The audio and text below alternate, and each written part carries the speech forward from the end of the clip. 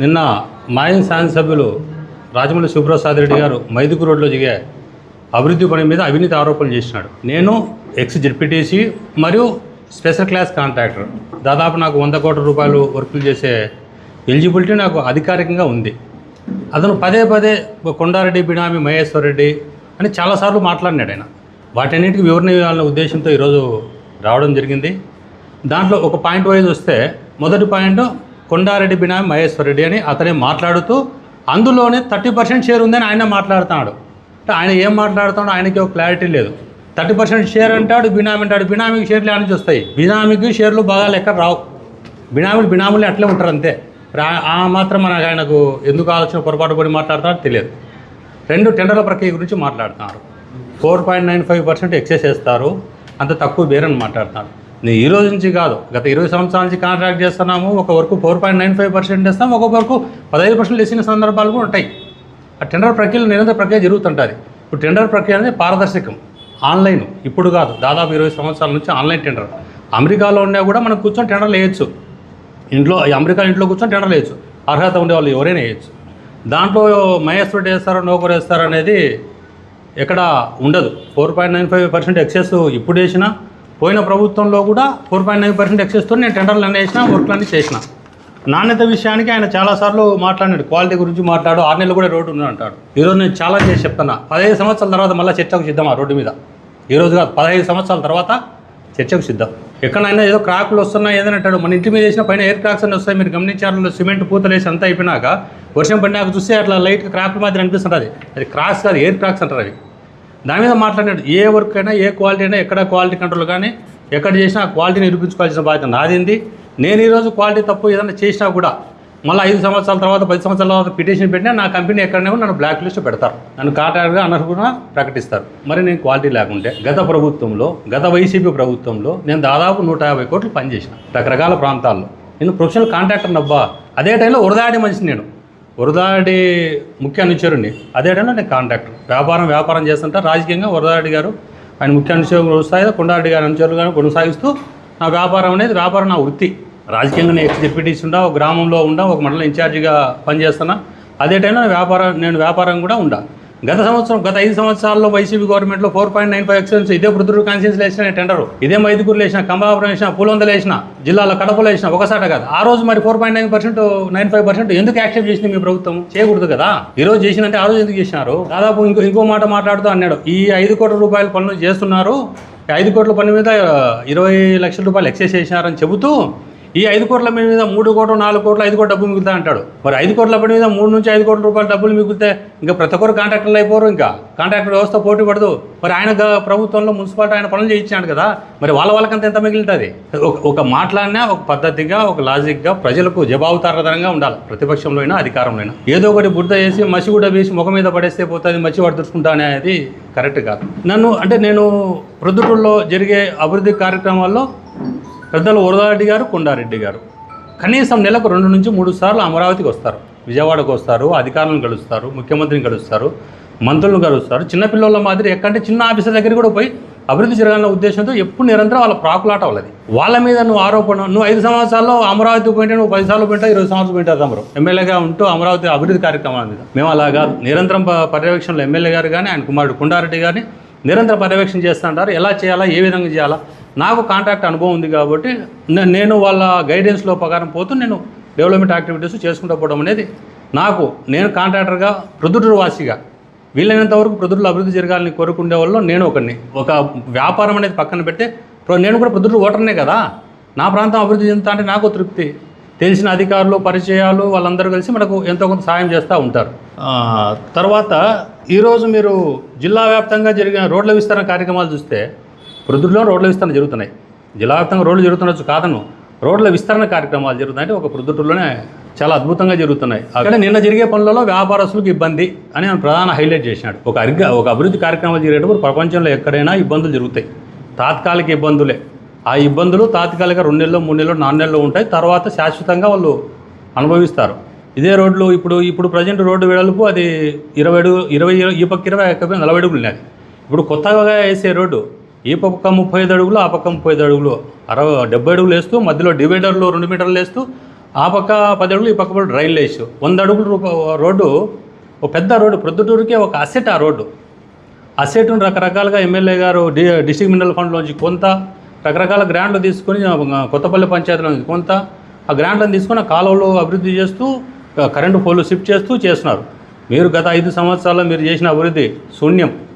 ఒక మైదుకూరులో డివైడర్లు తీసినారు, డివైడర్లు కట్టినారు, డ్రైన్లు కట్టినారు. మీరు చేసిన అభివృద్ధి ఏంటంటే డ్రైన్లు కట్టినారు, డివైడర్లు తీసి ఉండే డ్రైన్లు తీసి ఉండే డ్రైన్లు కట్టినారు, ఉండే డివైడర్లు తీసి ఉండే డివైడర్లు కట్టినారు. అదే మీరు చేసిన అభివృద్ధి. మేము అలా కాదు, కరెక్ట్గా చేయాలనుకుంటున్నాం, నీట్గా చేయాలనుకుంటాం. ఈరోజు కొరపాటు రోడ్డు చేస్తున్నాము, మైదుకూరు రోడ్డు చేస్తున్నాము, ఎంత డ్రైన్ ఒక సిస్టమేటిక్గా చేస్తున్నాము. ఇప్పుడు ఆయన డ్రైన్లో వంపులు సంపులు పోయినాయని ఒక కామెంట్ చేసినాడు ఆయన. అంటే దాని గురించి నాకు కొంత అవగాహన ఉంది కాబట్టి చెప్తున్నా. మైదుకూరు రోడ్డు ల్యాండ్ ఎక్విజిషన్ ఎక్కడ లేదు. ప్రజలందరూ సహకరిస్తూ ఎంత కావాలంటే అంత తీసుకుంటామంటే కొన్నిసార్లు 100 అడుగులు కాదు, 130, 120 అడుగులు కూడా కొన్నిసార్లు రోడ్డు ఉంది. 100 అడుగులు తగ్గకుండా ప్రతిసారి రోడ్డు ఉంది. ఆ ఉద్దేశంతో ఆ 20 అడుగులు 30 అడుగులు ఏమన్నా స్థలం వేస్ట్ కాకూడదు. ఆ స్థలం వేస్ట్ అయితే మళ్ళీ వాళ్ళు ఎంక్రోచ్ అవుతారన్న ఉద్దేశంతో ఆ సొట్ట తిప్పి ఆ స్థలానికి కూడా డ్రైన్ కట్టేశాం. వన్స్ ఒకసారి డ్రైన్ కట్టి కరెంట్ పోల్లు పారితే అడిగి మంది ఫిక్స్ అయిపోతుంది, గవర్నమెంట్ అసెట్గా ప్రజల ఆస్తిగా ఫిక్స్ అయిపోతుంది. కాబట్టి ఆ ఉద్దేశంతోనే అవన్నీ చేయడం జరిగింది. అక్కడ స్పేస్ ఎక్కువ ఎక్స్ట్రా ఉంటే కొంత రోడ్లు ఎందుకు వేస్తే వెహికల్ పార్కింగ్ జరుగుతాయి. వెహికల్ పార్కింగ్ జరిగితే ఈరోజు జరిగే వ్యాపార నష్టాలని చెప్తున్నాం కదా. ఈ రోడ్లు విస్తరణ తర్వాత పార్కింగ్ జరిగినప్పుడు అక్కడ టీవీ అంగుళ్ళు, షోరూమ్ అంగుళ్ళు, రకరకాల షోరూమ్స్ ఉన్నాయి. పబ్లిక్ ఫ్యామిలీతో పోయి విజిట్ చేసి ఏదైనా పర్చేజ్ చేయాలనుకుంటారు ప్రజలు ఎవరైనా కూడా. అలా పార్కింగ్ లేకుండా ఆ ఏరియాగా పోరు. అడిగేం పోతారైనా ఇక్కడ పార్కింగ్ దగ్గర అడిగి పోయి చేద్దాంలే అనుకుంటారు. ఈ రోడ్లు విస్తరణ జరగడం వల్ల పార్కింగ్ జరిగి వాళ్ళకు ₹1 నష్టం కాదు. ఈ 2-3 నెలల తర్వాత వాళ్ళకు డబల్ అభివృద్ధి వ్యాపారం జరుగుతుంది. నిన్న ప్రెస్ మీట్లో అంటే రాజమౌళి ప్రసాద్ రెడ్డి గారు డైరెక్ట్ సూటి ప్రశ్న. నిన్న ప్రెస్ మీట్లో నా మీద వ్యక్తిగతంగా సరిపోని ఒక అసూయపరుడు నీ దగ్గర కూర్చొని నే అభివృద్ధిని ఓర్చలేక, గత 10 సంవత్సరాల నుంచి నా అభివృద్ధిని ఓర్చలేక ఒక అసూయపరుడు నీ దగ్గర కూర్చొని నిత్యం ఏదో ఒక విధంగా పిటిషన్లు పెట్టిస్తూ ఉంటాడు. ఎంపీ అవినాష్ రెడ్డి గారితో ఒక పిటిషన్ పెట్టించాడు. బాధాకరమైన విషయం ఏంటంటే అరకటామలట్టు కుమ్మరపల్లె మీదుగా పైడాలకు రోడ్డు పోతాయి, కుమ్మలపూర్ రోడ్డు మీద. ఆ రోడ్డు ఎన్ఆర్ఈఎస్లో మీరు ఎందుకు శాంక్షన్ చేసినారు, ఎందుకు చేసినారని చెప్పి అవినాష్ రెడ్డి గారితో ఒక పిటిషన్ పెట్టించారు. అభివృద్ధి కావాలని కోరుకోవాలి. అవినాష్ రెడ్డి గారితో ఒక లెటర్ పెడుతూ మాకు ఈ రోడ్డు కావాలని కోరుకోవాలి. అట్లా కోరుకోలే. ఈ రోడ్డు ఎందుకు శాంక్షన్ చేయించాడని పిటిషన్ పెట్టించాడు. సార్ నేను వేరే వాళ్ళతో మాట్లాడితే అధికారులతో ఏం సార్ ఇది కరెక్ట్గా పెట్టడం అని అన్నప్పుడు పీడీ గారు అసలు దానికి మీనింగ్లెస్ పిటిషన్ ఇదని దాన్ని పక్కన పడేసాడు. ఒక పిటిషన్ ఒక పెద్ద లీడర్గా ఒక పిటిషన్ పెట్టినప్పుడు ఒక పద్ధతిగా ఉండాలి. ఆ పిటిషన్ ఒక విమర్శ కూడా సద్విమర్శ ఉండాలి. ఎంపీ లాంటి వాళ్ళ వ్యక్తితో ఈ రోడ్డు అవసరం లేదని ఒక పిటిషన్ పెట్టించాడు. శంకరాపురం టు చిన్న చెట్టిపల్లిని ఒక రోడ్డు జరుగుతుంది. ఆ రోడ్డు ఏఐబి అనే గ్రాంట్ కింద వైసీపీ ప్రభుత్వంలో శాంక్షన్ అయింది. కానీ ఇప్పటి వరకు ఆ రోడ్డుకు గత ప్రభుత్వం ₹1 పేమెంట్ చేయకుండా నిలబడితే రోడ్డు క్యాన్సర్ అయితే ఎమ్మెల్యే గారు మరి కొండారెడ్డి గారు పంచాయతీరాజ్ మినిస్టర్ పవన్ కళ్యాణ్ గారు కలిసి దాన్ని తిరిగి మళ్ళీ రివైజ్ చేయించి ఆ వర్క్ను పూర్తి చేయడం జరుగుతుంది. మేము వాళ్ళ ప్రభుత్వం మాదిరి జరిగిన పనులను విధ్వంసంగా చేయడంలే, ఎక్కడ కూడా తిరిగి ప్రారంభించాలనే ఆలోచన చేస్తున్నాం. తర్వాత ఇంతసేపు నేను మాట్లాడుతూ ఒక అసూయపరుడని మాట్లాడినా. ఆయన గురించి 2 నిమిషాలు చెప్పాలి. ఎందుకంటే ఆయన పదే ప్రసాద్ రెడ్డి గారు నిద్రపోయాడు, ఆయన నిద్రపోడు. ఆయనకేం పనిలే, వేరే పనిలే. పోవడము అన్నా వాని మీద పిటిషన్ పెడదాం, వీని మీద పిటిషన్ పెడదాం, ఇంకా వేరే ఆలోచన నిరంతరం అదే ఆలోచన. తన వ్యాపారాలు ఉన్నాయి, తనకు సంబంధించిన వాణిజ్య సముదాయాలు ఉన్నాయి, తని ఇల్లీగల్ కట్టేటి ఉన్నాయి. అవన్నీ కూడా ఎట్లా ఉన్నాయో త్వరలో ఎమ్మెల్యే గారి ద్వారా గౌరవ ముఖ్యమంత్రి గారిని మరియు లోకేష్ గారిని కలిసి వరదాడి ద్వారా దాని మీద కూడా చర్య తీసుకోవడానికి ఏ విధంగా అవకాశం ఉంటే ఆ విధంగా ఖచ్చితంగా ప్రయత్నం చేస్తా. ఇబ్బంది పెడతాం. అభివృద్ధి అనేది నిరంతర ప్రక్రియ జరుగుతుంటుంది. ప్రజలకు ఇబ్బందులు వస్తుంటాయి, జరుగుతూ పోతా ఉంటుంది. మనము కొట్టుబాటు రోడ్డు నిన్న సిమెంట్ రోడ్డు వేసినాము, ఒక అభివృద్ధి జరిగింది. దాన్ని 80 ఫీట్ రోడ్డు మన గౌరవ ఎమ్మెల్యే గారు 80 ఫీట్ రోడ్డు చేయాలనే ప్రతిపాదన ముందుకు తీసుకుపోతున్నారు. అది జరుగుతూ ఉంది. కొరపాటు రోడ్డు 100 అడుగుల road, Mydukur road Reliance petrol bunk నుంచి డిమార్ట్ వరకు కూడా 100 అడుగులు చేయాలనే కృత నిశ్చయంతో ఉన్నారు. అలాగే ఓల్డ్ బైపాస్ రోడ్డు 100 అడుగులో కొంత సగం జరిగింది, సగం డిస్ట్రిక్ట్ జిల్లా మినరల్ ఫండ్ నుంచి. ఇది అరుదుగా జరిగే కార్యక్రమం. మీకు ఎందుకు చెప్పాలంటే డిస్ట్రిక్ట్ ఫండ్, డిఎంఎఫ్ అంటారు, డిస్ట్రిక్ట్ మినరల్ ఫండ్. వాటిని కలెక్టర్ గారితో మాట్లాడి రాష్ట్ర ప్రభుత్వంలో నిధులు లేవనే ఉద్దేశంతో 4 లైన్ 4 లైన్ ఇవ్వలేమంటే ఎలాగోలా ఆయనతో మాట్లాడి దాన్ని డిస్ట్రిక్ట్ మినరల్ ఫండ్లో ఓల్డ్ బైపాస్ అంతా మనం పూర్తి చేస్తున్నాం. రిలయన్స్ పెట్రోల్ బంక్ నుంచి వాసవి సర్కిల్ వరకు, అలాగే రిలయన్స్ పెట్రోల్ బంక్ నుంచి డిమార్ట్ వరకు కూడా డ్రైన్లు జరుగుతున్నాయి. వాటిని కూడా ఖచ్చితంగా 6 లైన్ చేస్తాం. 4 లైన్ కాదు, మన ప్రతి 6 లైన్. ఆర్టీసీ బస్ స్టాండ్ నుంచి రిలయన్స్ పెట్రోల్ బంక్ మనం చేసే సీస్ రోడ్ 6 లైన్. ఒకవేళ 10.5 మీటర్ అంటే 35 అడుగులు ఈచ్ వన్ వస్తుంది. 6 లైన్ మీటర్లు అంటారు దాన్ని, 6 లైన్ రోడ్ అంటారు. ఇలా అభివృద్ధి కార్యక్రమాలు నిరంతరం జరుగుతూ పోతాయి. గౌరవ ఎమ్మెల్యే గారు కొండారెడ్డి గారు నిరంతర పర్యవేక్షణలో వాళ్ళు చేయాలని అభివృద్ధి కార్యక్రమాలు నిరంతరం ఒకదానికొకటి చేస్తూ పోతున్నారు. గ్రామీణ ప్రాంతాల విషయాలకు వస్తే పంచాయతీరాజులో ఇప్పటికి దాదాపుగా 50 కోట్ల రూపాయలు అభివృద్ధి కార్యక్రమాలు జరిగినాయి. లింక్ రోడ్లు కానీ, సీసీ రోడ్లు కానీ. ఇంకొక 6 నెలల నుంచి సంవత్సరం పోతే గ్రామీణ ప్రాంతాల్లో సిమెంట్ రోడ్ వేయడానికి స్థలం లేదు.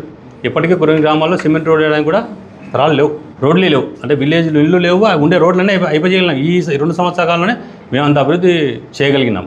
వైసీపీ గవర్నమెంట్లో రామేశ్వరం బ్రిడ్జ్ వాళ్ళు శాంక్షన్ చేసినారు. సింగిల్ ఎల్పీ కూడా కాంట్రాక్టర్కు పేమెంట్ చేయకపోవడంతో కాంట్రాక్టర్ వదిలిపెట్టి వెళ్ళిపోయాడు. మన ప్రభుత్వం వచ్చినాక మళ్ళీ ముఖ్యమంత్రి గారిని, ఎమ్మెల్యే గారు చాలాసార్లు కలిసి వరదాడి గారు ఎలా చేయాలా అని ఆలోచన చేసి తిరిగి దాన్ని శాస్కీ అనే ఒక స్కీమ్ కింద పెట్టించి ఆ స్కీమ్ను ఆ బ్రిడ్జిని పూర్తి చేయడానికి మనమైతే వదిలిపెట్టచ్చు. వైసీపీ గవర్నమెంట్ శాంక్షన్ చేసింది కదా, ఎందుకు చేయాలా పని ఆలోచన చేయొచ్చు. అలా చేయలే ఎమ్మెల్యే గారు కానీ, కొండారెడ్డి గారిని. అది పూర్తి చేయాలా, ఏమైనా మన ప్రొద్దురు ఆస్తి అనే ఉద్దేశంతో దాన్ని తిరిగి మళ్ళా ఇప్పుడు ఆయన ₹1 కూడా కాంట్రాక్టర్ పేమెంట్ ఇవ్వకుంటే ఇప్పుడు దాదాపు 35 కోట్ల రూపాయలు కాంట్రాక్టర్ పేమెంట్ ఇప్పించి తిరిగి పనులు పూర్తి దశకు వచ్చినాయి. ల్యాండ్ అక్విజిషన్లో కొద్దిగా ఆపోకేపక అప్రోచ్లో పెండింగ్ ఉంది, ప్రాసెస్లో ఉంది. అలాగే మార్కెట్ విషయానికి వచ్చి మార్కెట్లో దాదాపుగా 20 కోట్ల రూపాయలు పని జరిగింది. వాళ్ళు 4 కోట్ల రూపాయలు పేమెంట్ చేయగలిగినారు వాళ్ళ గవర్నమెంట్లో. మళ్ళీ పేమెంట్ చేయలేకపోయినారు. చేస్తే మన ప్రభుత్వం వచ్చినాక 14 కోట్ల రూపాయలు మార్కెట్ పేమెంట్ చేసి తిరిగి పునర్నిర్మాణం చేయడం జరిగింది. మనం వదిలిపెట్టచ్చు. వాళ్ళు స్టార్ట్ చేసిన వర్కులు మనం ఎందుకు చేయాలని గౌరవ ఎమ్మెల్యే గారు కానీ వాళ్ళ కుమారుడు కానీ చేయొచ్చు.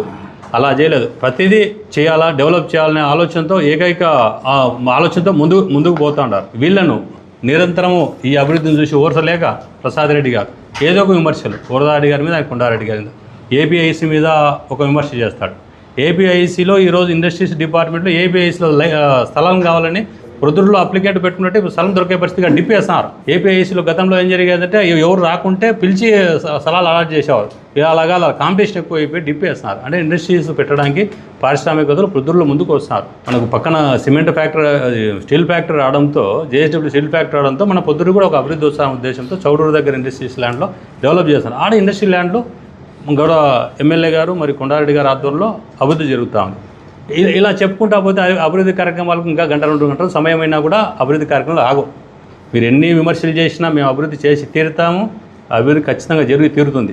వివాహాది శుభకార్యములకు, పుట్టిన రోజులకు, మీటింగులకు అత్యాధునిక సదుపాయాలతో ప్రొద్దుటూరు వాసవి సర్కిల్ వద్ద నుంచి అతి సమీపాన మీకు అందుబాటు ధరలలో happy banquet AC function hall మీకు స్వాగతం పలుకుతుంది.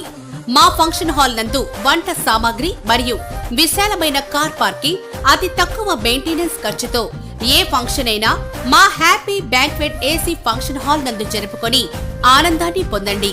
బుకింగ్ కొరకు సంప్రదించండి. మా సెల్ నంబర్ 9100600238 7799 000211.